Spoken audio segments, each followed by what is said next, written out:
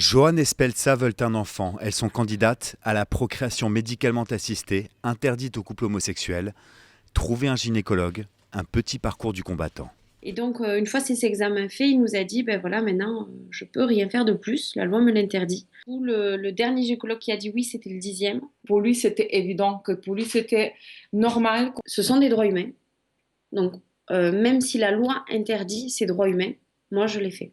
Spelza va donc être inséminée en Espagne. Son gynécologue français a agi illégalement et il n'est pas le seul. Dans ce manifeste, 130 médecins et biologistes reconnaissent avoir violé la loi. Ils dénoncent l'interdiction du don de sperme aux femmes célibataires, l'impossibilité pour une femme fertile de faire conserver ses ovocytes pour les utiliser plus tard, ou encore, pour les fécondations in vitro, l'interdiction de l'analyse génétique des embryons avant qu'ils ne soient transférés dans l'utérus. Ça aboutit à remettre des embryons dont on sait que 60 à 70% de ceux-ci ne vont jamais se développer. Donc c'est faire de la très mauvaise médecine. Quand on peut savoir un élément pronostic du développement de l'embryon, comme font tous nos collègues européens, on a envie de pouvoir le faire.